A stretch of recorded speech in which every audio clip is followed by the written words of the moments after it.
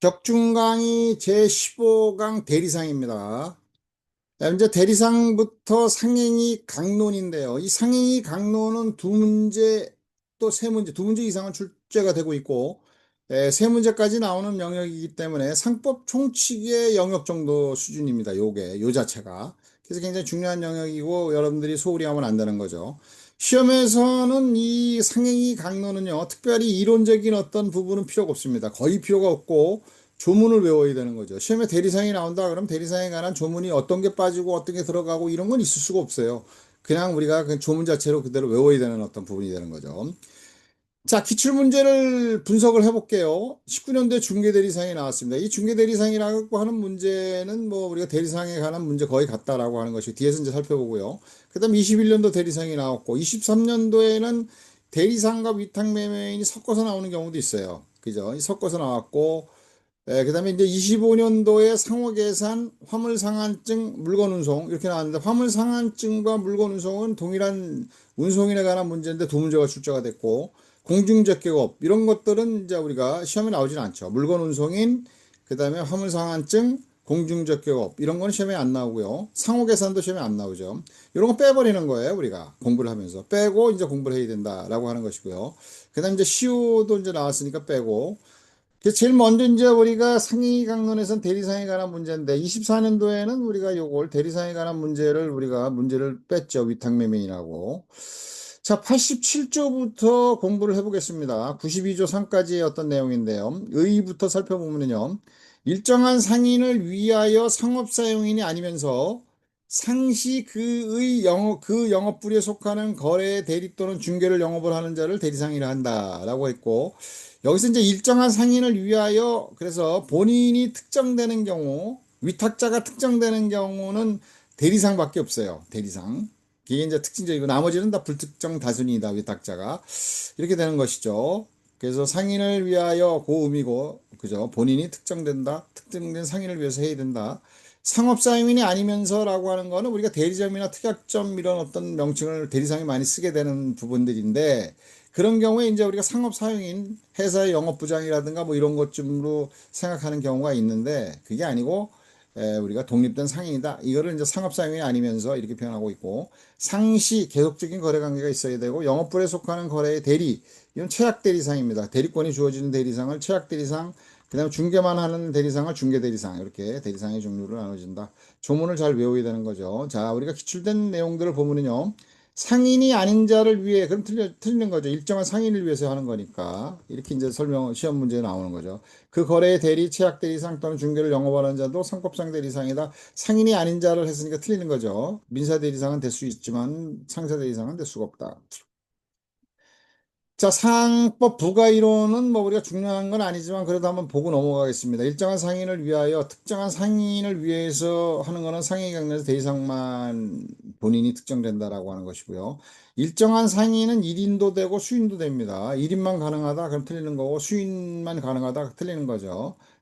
그래서 우리가 1인 또는 수인도 가능하다 이런 게 나온 적이 있었다라고 하는데 지금은 이제 거의 나오질 않고 있고 공부하지 않아도 되는 대목이지만 이제 나왔던 거니까 우리 공부하고 넘어가는 거죠. 상업상인이 아니면서 대리상은 상업상인이 아니고 독립된 상인이라는 표현이다. 설명한 것이고 대리상은 특정 상인의 영업을 보조하지만 상업상인이 아니다. 맞죠? 상시라고 하는 게는 본인과의 계속거래 관계를 의미한다라고 하는 것이고 본인의 영업부에 속하는 거래의 대리를 영업을 하는 자를 최악대리상이라고 한다. 대리권이 주어지고 본인의 영업부에 속하는 거래의 중개를 영업을 하는 자는 대리권은 주어지지 않지만 중개만 한다라고 하는 거죠. 상인의 영업부에 속하지 않는 거래 대리 또는 중개를 하는 경우에는 상법상 대리상이 아닙니다. 영업부에 속하지 않는 거래. 이게 좀 많이 나오는 내용들이네요. 자, 잘 공부해 두고요. 경우만 해당된다. 상인의 영업부에 속하는 경우만 해당된다. 그 다음에 통지 의무도 자주 나와요. 대리상의 거래 대리 또는 중개를 한 때는 지체 없이 뭐 즉시라는 건 최근에 나오지 않았다고 얘기했지만 언제든지 나올 수 있는 거죠. 즉시라고 하면 틀리는 거죠. 지체 없이 본인에게 통지를 발송해야 한다. 21년도에 나왔고요. 대리상이 거래 대리 또는 중개를 한 때에는 본인의 청구가 있는 경우에 본인의 청구와 상관없이 지체 없이 통지를 발송해야 되는 거죠. 그러니까 틀렸죠. 23년도에 나왔네요. 이런 것들도 또 나올 수 있는 거죠. 청구 없이 지체 없이 통지를 발송해야 한다.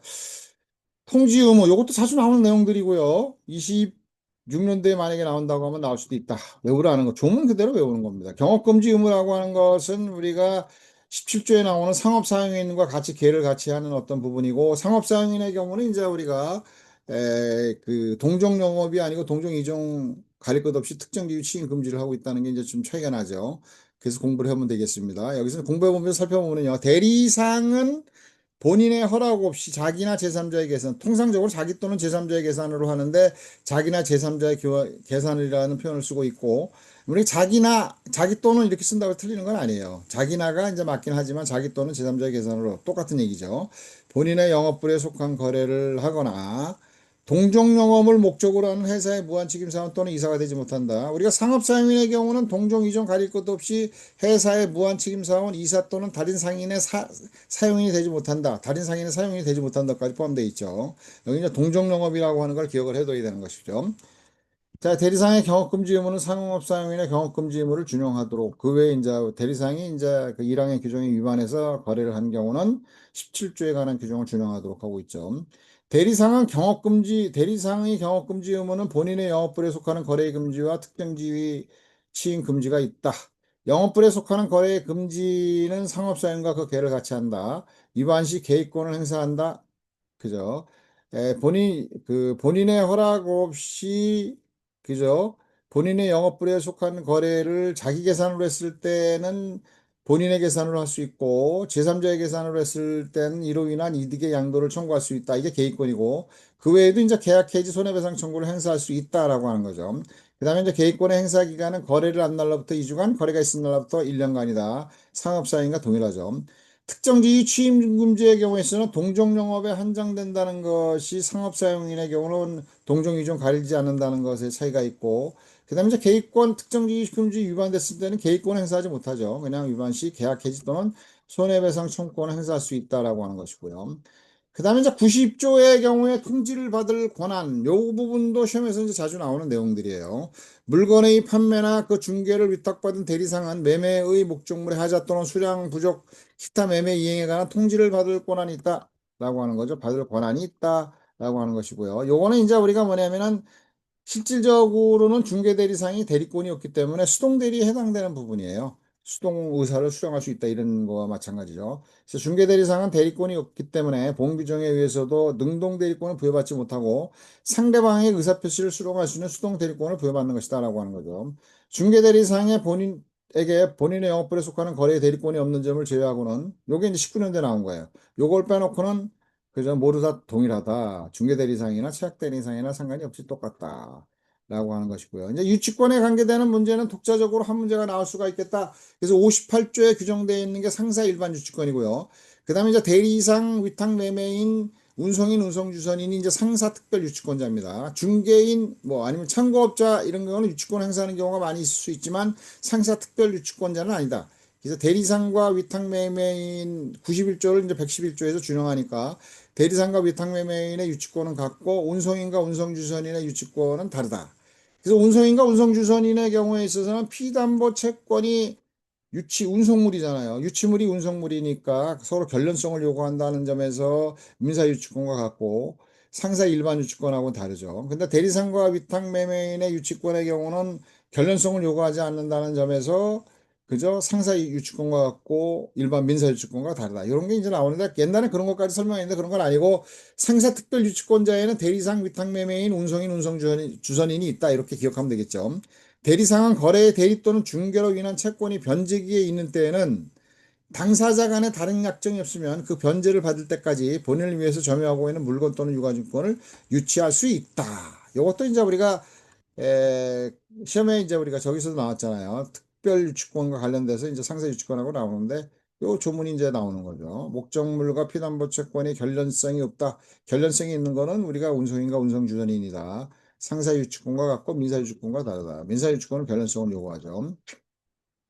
그 다음에 이제 계약의 해지입니다. 이거는 뭐 자주 나오는 내용은 아니지만 우리가 이제 여기서 2월 전 예고하고 이런 게 나오면은 1월, 2월 이렇게 내고 싶은 충동을 느낀다고 그랬죠. 그래서 당사자가 계약의 존속 기간을 약정하지 아니한 때는 각 당사자는 2월 전에 예고하고 계약을 해지할 수 있다. 1월 전에 예고하고 계약을 해지할 수 있다. 3월 전에 예고하고 계약을 해지할 수 있다. 틀리죠. 2월 전에 예고하고 계약을 행사할 수 있다. 종속기간에 약정이 있는 경우에는 내도 그죠? 2월 전에 예고를 하고 계약을 해지할 수 있다. 이건 틀리는 거죠. 약정 기간이 있는 경우에는 그 약정 기간 내에는 계약을 해지하지 못하고, 그죠? 2개월 전에 예고한 후 계약을 해지할 수 있는 게 아닙니다. 존속 기간이 경과하면 이제 계약이 해지되는 것이고요. 약정이 있는 경우는 그 기간이 계약이 해지된다. 그다음에 계약 기간의 기간의 약정의 유무에 불구하고 부득이한 사정이 있는 경우에는 각 당사자는 언제든지 계약을 해소할 수 있다라고 하는 거죠. 그다음에 이제 세 번째가 이제 최악 대리상, 중개 대리상은 이제 우리가 수동 대리만 주어지고 원래 대리권이 주어지는 게 대리상이잖아요. 그래서 50조의 경우에 있어서는 상인이 그 영업원에서 대리권을 수여한 경우에는 본인의 사망에 의해서 그죠? 대리권이 소멸하지 않는다라고 하는 것이어서 대리상도 그런 부분에서는 뭐 우리가 대리인과 마찬가지로 본인의 사망이 대리상의 종료 원인이 아니다. 이거는 이제 우리가 간헐적으로 나온 적은 있어요. 종래에도. 근데 23년도에 나왔으니까 이건 외우고 들어가야 되는 거죠. 이 조문 자체를 외우고 들어가야 돼요. 우리가 조문을 벗어나서 크게 시험에 나오질 않잖아요. 그래서 여러분들이 시험에 공부할 때는 조문은 다 기억해둬야 된다라고 하는 것이고, 이 대리상의 보상 청구권은 우리가 시험에서 독자적으로 나올 수도 있는 영역이다라고 해서 기억을 해두면 좋겠습니다. 나온 적은 뭐 빈번하지는 않지만 그래도 혹시 독자적으로 한 문제가 나올 수도 대리상에서 보상 청구권만 가지고 낼 수도 있으니까 기억을 해둬야 되고 조문 그대로 외우면 되겠죠. 대리상의 활동으로 본인이 새로운 고객을 획득하거나 영업상의 거래가 현저하게 증가하고 이로 인하여 계약의 종료 후에도 본인이 계약의 종료 후에입니다. 계약 종료 전에는 안 되는 거죠. 후에도 본인이 이익을 얻고 있는 경우 대리상은 본인에게 상당한 보상을 청구할 수 있다. 계약 종료 전에는 안 된다라고 하는 거죠. 여기 이제 시험에 나왔던 내용들이에요.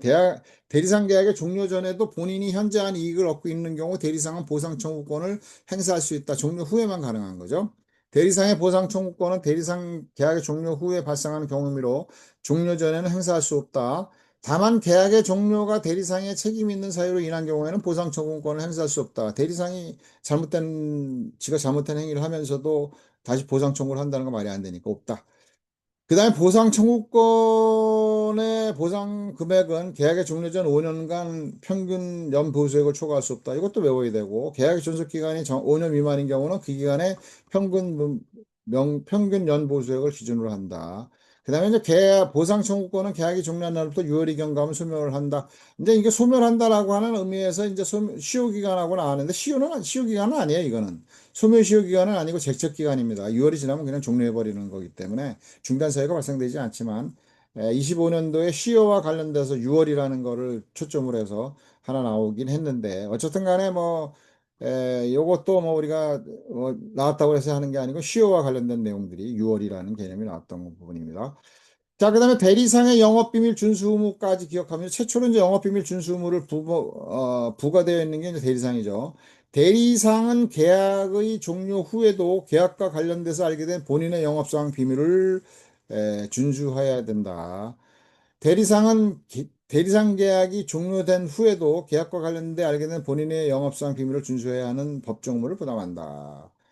우리가 여기까지 해가지고 기억을 해두고요. 우리가 이제 대리상 문제는 나올 확률이 굉장히 높지는 않지만 나올 수도 있다. 독자적으로 나오면 우리가 조문을 가지고 다 공부해야 된다. 그리고 지금 나와 있던 어떤 기출 지문들을 정도를 공부하면 우리가 맞을 수 있겠다. 그리고 상위 강론의 부분은 우리가 시험에서 이제 우리가 25년도 나온 문제들을 빼놓고 그죠? 공중저격업자든가 물건 운송인 이걸 빼놓고 우리가 공부를 다 해야 되는 어떤 부분이고 공부를 할 때 뭐가 중심이다? 이거는 철저하게 뭐예요?